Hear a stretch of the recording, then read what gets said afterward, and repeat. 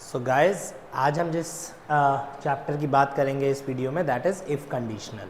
Right, अब if के साथ भी आपको बहुत सारे क्वेश्चंस आते हैं, तो आप इसको इस तरह से समझिए पहले कि कोई भी ऐसा शब्द जो इमेजिनेशन की बात करेगा, ठीक है। हो सकता है इफ़ की जगह एग्जामिनर आपको विश बोल दे कि इस सेंटेंस में विश यूज़ करो, ठीक है, या इस सेंटेंस में सपोज यूज़ करो, तो वो उन वर्ड्स की भी अभी हम बात करेंगे।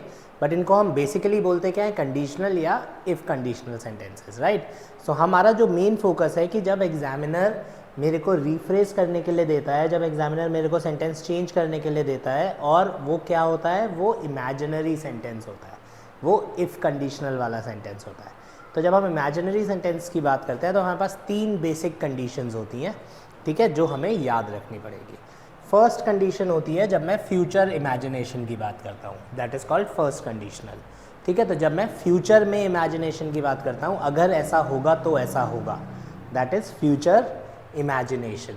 तो इसका जो सेंटेंस फॉर्मेशन होता है वो होता है इफ़ प्लस सिंपल प्रेजेंट, फिर कॉमा आता है जैसे, फिर इसके बाद क्या आता है, इसके बाद सेकंड पार्ट आता है। तो इसमें हम हमेशा क्या लगाते हैं, विल, ठीक है, सेंटेंस में विल लगेगा। तो इफ़ लगेगा, फिर सिंपल प्रेजेंट लगेगा, फिर आगे क्या लगेगा, विल लगेगा। तो जैसे if you study you will pass,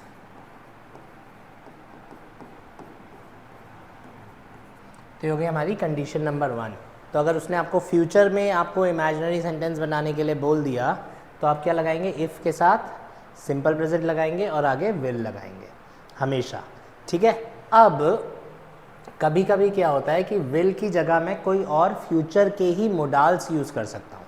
अगर आपको ऐसा लगता है कि उसने विल की जगह शुड बोल दिया, कि इमेजिनरी सेंटेंस है तो शुड से बनाइए, या इसमें मे लिखिए, तो विल के रिप्लेसमेंट्स क्या क्या होते हैं, वर्ड्स लाइक कैन, मे, जितने भी फ्यूचर टेंस दिखाएंगे वर्ड्स मोडाल्स, वो सारे विल की जगह लग सकते हैं, कोई प्रॉब्लम नहीं है। तो अगर उसने कुछ नहीं लिखा है तो दिस इज़ माई चॉइस। अगर उसने मेरे को मोडाल दे दिया है तो आपको देख के पता चल जाएगा कि ये तो फ्यूचर टेंस का है। फ्यूचर टेंस का है तो आप कौन सा वाला सेंटेंस फॉर्मेशन के लिए जाएंगे, आप फर्स्ट सेंटेंस फॉर्मेशन के लिए जाएंगे, that is if plus simple present, आगे क्या लगेगा, विल लगेगा। सेकेंड होता है जब मैं उसको प्रेजेंट कंडीशनल या पास्ट बोलता हूँ, मतलब मैं करंट सिचुएशन की भी बात कर सकता हूँ उसमें। तो उसमें क्या होता है, इफ़ लगेगा, इफ़ के बाद क्या लगता है, इफ़ के बाद लगता है सिंपल पास्ट या पास्ट इंडेफिनिट, ठीक है, सेकेंड फॉर्म, ठीक है। इसमें आगे क्या लगेगा, इसमें आगे लगेगा वुड, ठीक है। तो सेम चीज़ है, अगर मैं पढ़ता तो पास हो जाता। अब ये क्या है, ये फ्यूचर की कंडीशन है, ये प्रेजेंट की कंडीशन है, ठीक है। तो if you studied you would pass. Difference क्या है, ऊपर वाला बात कर रहा है फ्यूचर की, अगर पढ़ोगे तो पास हो जाओगे, तो आपको बस थोड़ा सा टेंस ध्यान रखना है जब ये आपको सेंटेंस बनाने के लिए आएगा। तो नीचे वाला क्या बोल रहा है, अगर पढ़ते तो पास हो जाते, अभी पास हो जाते, तो ये प्रेजेंट सिचुएशन की बात करता है। जैसे काश मैं प्राइम मिनिस्टर होता, तो काश मैं प्राइम मिनिस्टर होता बोल रहा हूँ, तो मैं कौन सी सिचुएशन बोल रहा हूँ, प्रेजेंट की सिचुएशन बोल रहा हूँ। सो मैं आई एम द पीएम की जगह क्या लिखूंगा, आई वर द पीएम लिखूंगा, ठीक है। तो that is called present situation. अब यहाँ पे एक दो वेरिएशंस आ जाते हैं जिसकी हम बात कर लेते हैं। जो हमने इस वीडियो से पहले, आपको मेरा इन्वर्जन वाला वीडियो देखना पड़ेगा, जो इससे पहला वीडियो है, उसमें हमने कुछ सेंटेंसेस की बात की है, इमेजिनरी सेंटेंसेस, कंडीशनल सेंटेंसेस की, कि कुछ और जगह पे कैसे मैं कंडीशनल में कन्वर्ट करता हूँ, तो उन्हीं की बात कर लेते हैं। अब इसमें क्या होता है, दूसरा चीज़, अगर मैं वॉज और वर लगाता हूँ तो इफ़ के साथ हमेशा क्या लगता है, वर लगता है। अगर मैं इफ़ आई लिखूँगा तो भी, क्योंकि इफ़ लिखा हुआ है तो वॉज नहीं आएगा, वर आएगा। इफ़ आई वर गुड, अगर मैं अच्छा होता, आई वुड पास, मैं पास हो जाता। तो आपको क्या ध्यान रखना है कि वॉज और वर जब भी लगता है तो इमेजिनरी सेंटेंस में हमेशा वर लगता है, वॉज गलत हो जाता है। सो इफ़ आई वॉज हमेशा गलत हो जाएगा, इफ़ आई वॉज की जगह लगेगा if I were. So if I were good I would पास। इसी में जो तीसरा सेंटेंस होता है, अगर मैं हैड लगा देता हूँ, इफ़ आई हैड, अब ये हैड का हिंदी मीनिंग क्या है, पास, मेरे पास। So if I had money, अगर मेरे पास पैसा होता, तो I would buy a car, मैं गाड़ी खरीद लेता। तो ये हैड जो है ये सिंपल पास्ट है, बिकॉज हैड के बाद थर्ड फॉर्म नहीं लगी है, हैड के बाद नाउन लगा है। तो मुझको क्या क्या ध्यान रखना है कि इफ़ के साथ वॉज नहीं लगता, हमेशा वर लगेगा। इफ़ के साथ अगर हम सिंपल पास्ट लग रहे हैं तो आगे हमेशा क्या लगेगा, वुड लगेगा। अगर एग्जामिनर ने वुड की जगह आपको कुछ और ऑप्शन दिया तो वुड के पेयर्स कौन से होते हैं, वुड की जगह आप कौन कौन से मोडाल्स लगा सकते हो, वुड को आप रिप्लेस कर सकते हो should say, could say, past tense के जैसे मोडाल्स होते हैं उनसे आप इसको रिप्लेस कर सकते हो।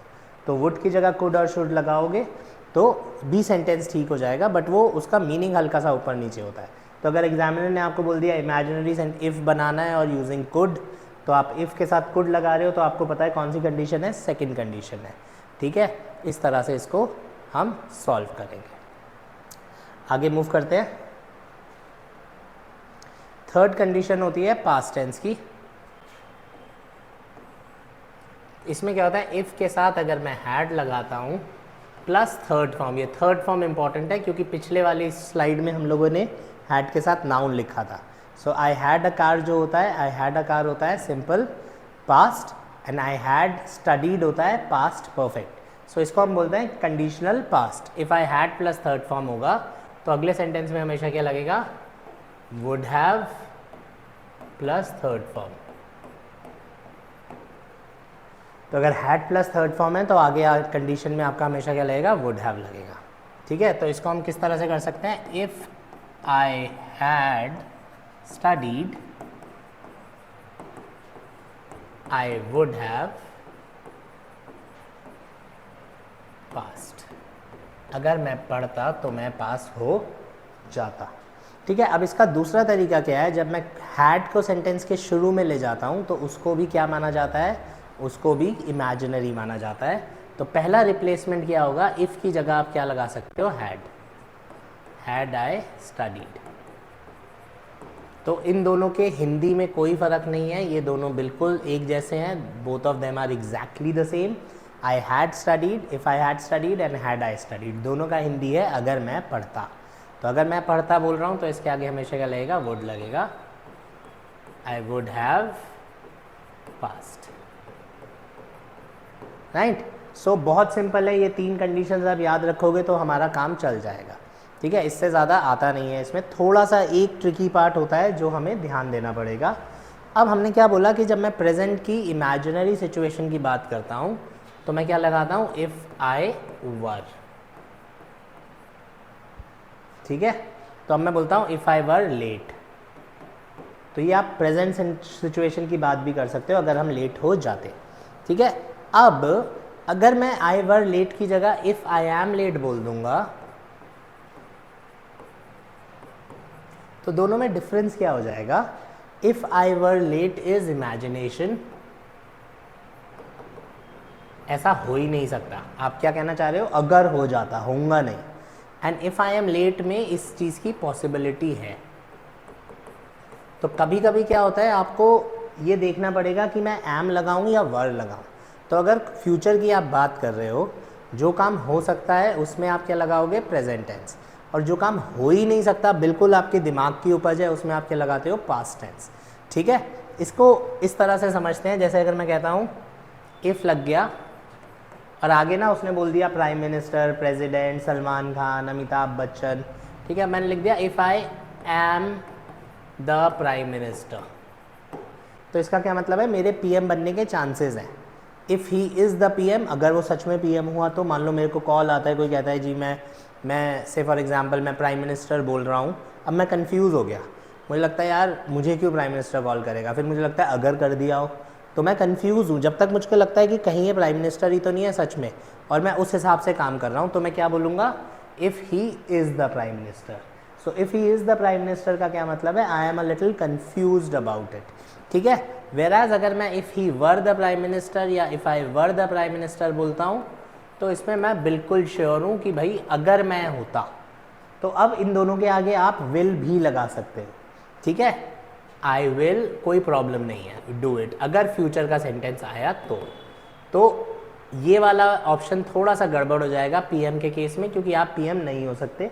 You guys have not filed for an election, you have not filled forms for an election. आप इलेक्शन लड़ नहीं रहे हो. अगर इलेक्शन नहीं लड़ रहे हो तो पीएम नहीं बन सकते. तो हमारा ऑप्शन क्या हो जाएगा, ये वाला ठीक हो जाएगा. इसी की जगह मैं बोलता हूँ if I am late, if I were late, वापस वही चीज़ है. इफ़ आई वर लेट में आप लेट होगे नहीं, केवल इमेजिनेशन है. इफ़ आई एम लेट में अगर लेट हो गया, ठीक है. आगे लिखते हैं I will miss the train. तो इसमें पॉसिबिलिटी है आपके लेट होने की. अगर लेट हो गया तो ट्रेन छूट जाएगी. पॉसिबिलिटी पे फोकस है, इमेजिनेशन पे फोकस नहीं है. तो ये वाला ऑप्शन नहीं होगा, ये वाला ऑप्शन होगा. तो कभी कभी मुझे फ्यूचर में भी वॉज वर लिखना पड़ता है. अब बहुत सारी बुक्स क्या कहते हैं कि इफ़ आई के साथ हमेशा वर लगा दो, ऐसा भी नहीं है. आपको प्रेजेंट टेंस भी लगाना पड़ सकता है. और CAPF में ज़्यादा इंपॉर्टेंट है. क्यों? क्योंकि वहाँ पे आपका कॉल होगा, आपको सेंटेंस बनाने के लिए आएगा. So you have to decide कि क्या होगा, कैसे बनेगा, कैसे नहीं बनेगा.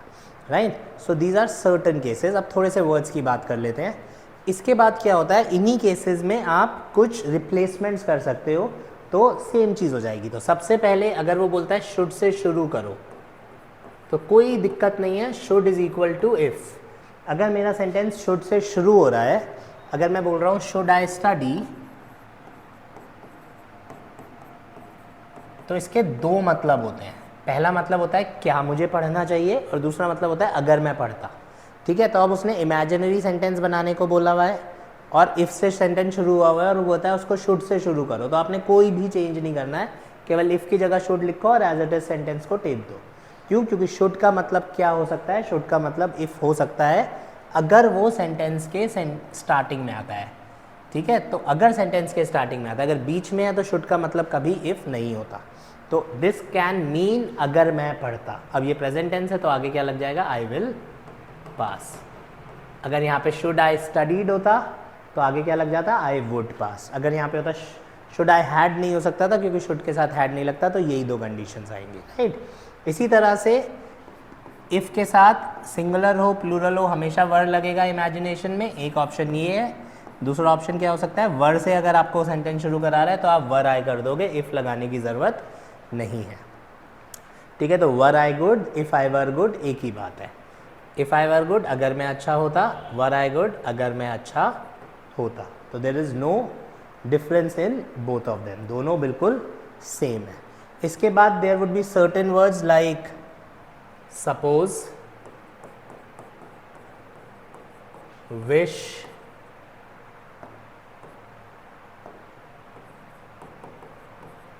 As if, etcetera. तो जितने भी इमेजिनरी वर्ड्स हैं, अब एग्जामिनर क्या है, अब हमको नहीं लिखना है, एग्जामिनर मुझे बताएगा. एग्जामिनर कहेगा सपोज से कर दो, एग्जामिनर कहेगा विश यूज़ करो. तो I were the principal, I wish I were the principal. तो जैसे ही विश लगाया इमेजिनेशन हो गया, सच नहीं हो सकता. तो आई एम द प्रिंसिपल नहीं होगा, आई वर द प्रिंसिपल होगा. राइट. तो बहुत सारे ऐसे वर्ड्स होते हैं जो इमेजिनरी होते हैं.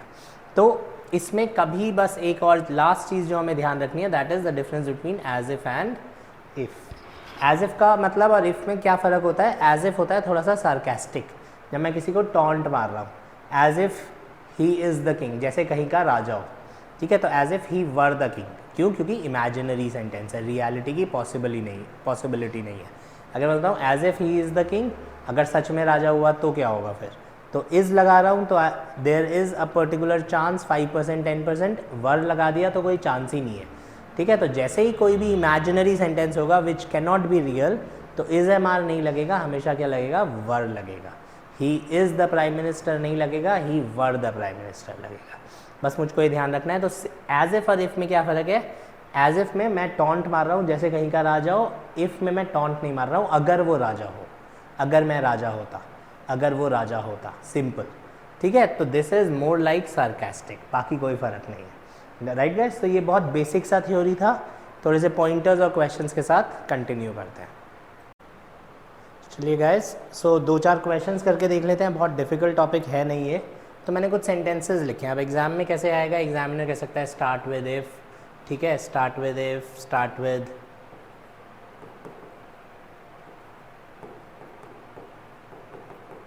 यूज़ इफ़, तो जैसे ही वो इफ़ बोलेगा, शुड बोलेगा, मुझे पता चल जाएगा कि ये क्या है, इफ़ कंडीशनल का सेंटेंस है। अब क्वेश्चन क्या है, in case of rain the picnic will be cancelled. ये तो बिल्कुल सिंपल है, इन केस ऑफ की जगह क्या लिख दोगे, इफ़। अब इफ़ कंडीशनल है, अगर बारिश हुई, इफ़ इट रेन्स। अब प्रेजेंट टेंस है, यहाँ पे विल है, तो आपने कौन सी कंडीशन यूज़ करी, फर्स्ट कंडीशनल, राइट। यहाँ पे इफ़ इट रेन्ड नहीं कर सकते, इफ़ इट हैड रेन्ड, तो हम अपनी मर्जी से नहीं कर सकते, जो टेंस लिखा हुआ है उसके हिसाब से मैं चलूँगा। तो विल कौन से में आता है, फर्स्ट कंडीशनल में, that is future. So if it rains the picnic, आगे हमें चेंज करने की ज़रूरत नहीं है, विल बी कैंसल्ड। ठीक है, सेकेंड पे आते हैं, what does she need to do in order to pass the exam. अब इसने क्वेश्चन टाइप ले लिया, राइट। तो अब इसमें क्या होता है, कई बार क्या होता है, हमें अपनी इन्फॉर्मेशन दे देनी पड़ती है, तो पास करने के लिए क्या करना पड़ेगा, पढ़ना पड़ेगा, है ना। प्रेजेंट टेंस है, तो if she studies she will pass the exam. ठीक है, तो वापस इफ कंडीशनल हो गई, if she studies she will pass the exam. आगे चलते हैं,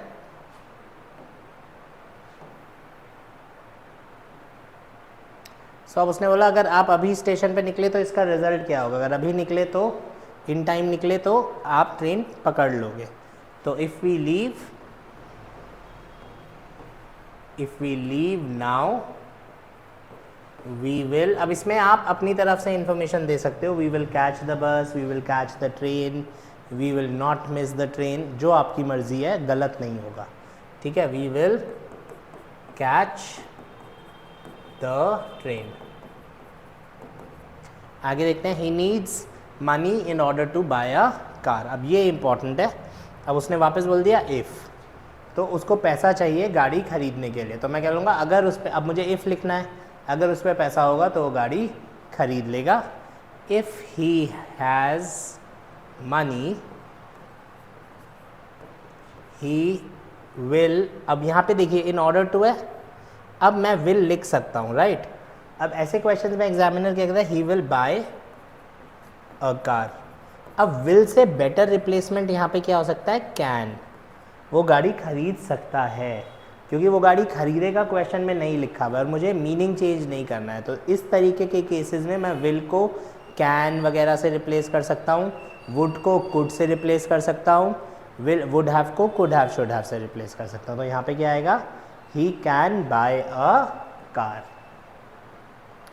don't eat too much you will get sick. Start with if से शुरू करो। तो कैसे बनेगा, प्रेजेंट टेंस है, फ्यूचर टेंस है, अगर ज़्यादा खाओगे बीमार हो जाओगे। इफ़ के साथ विल नहीं लगता तो ये वाला विल गायब हो जाएगा, सॉरी यहाँ वाला will, if you eat too much you will get sick. तो इस तरीके के क्वेश्चंस आपको इफ़ कंडीशनल में आएंगे। आई होप क्लियर हो गया होगा। कुछ भी ऐसा डाउट है तो आप मैसेज कर सकते हो, बता सकते हो। Thank you guys.